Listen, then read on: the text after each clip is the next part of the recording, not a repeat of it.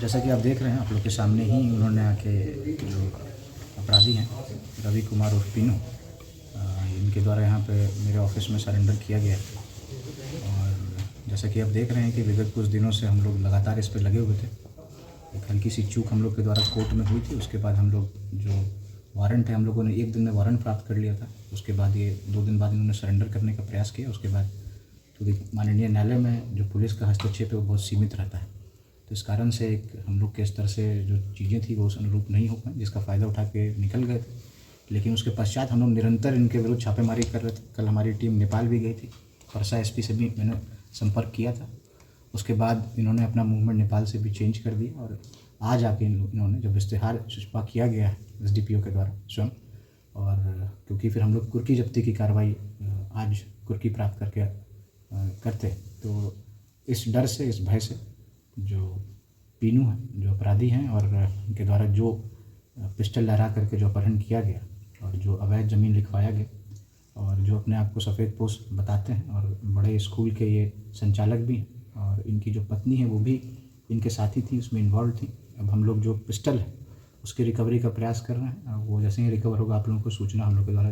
दे दी जाएगी। मैं आपको बताना चाहूँगा कि पिछले जब से ये प्रकरण शुरू हुआ है 6-7 दिनों से निरंतर पुलिस अधीक्षक और अनुमंडल पुलिस अधिकारी,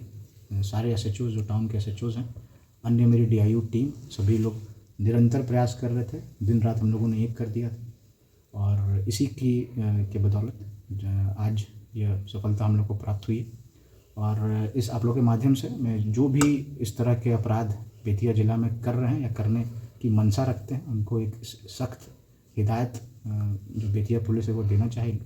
कि आप कोई भी हों, किसी भी तबके से बिलोंग करते हों, क्राइम करने के बाद आप सिर्फ अपराधी हैं और आप सभी लॉ के अंडर आते हैं और आपके विरुद्ध कठोर से कठोर कार्रवाई जो एक अपराधी के विरुद्ध की जाती है वो की जाएगी और त्वरित आपको विचारण करके आपको सज़ा भी जो बेतिया पुलिस है और जो प्रशासन है उसको ज़रूरत दी जाएगी। साथ ही साथ मैं आपको ये बता दूं कि जो पिस्टल है उसके लाइसेंस के संबंध में भी हम लोगों को जानकारी प्राप्त हुई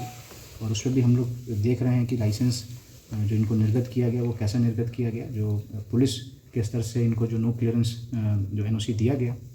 वो कैसे दिया गया, और उस पर भी हम लोग विचार कर रहे हैं। और वर्तमान में जो एसएचओ टाउन है इनके द्वारा इनका लाइसेंस कैंसिलेशन का जो प्रस्ताव है वो भी आपको भेज दिया गया है, जो मेरे द्वारा जिला पदाधिकारी महोदय को अग्रसारित कर दिया जाए।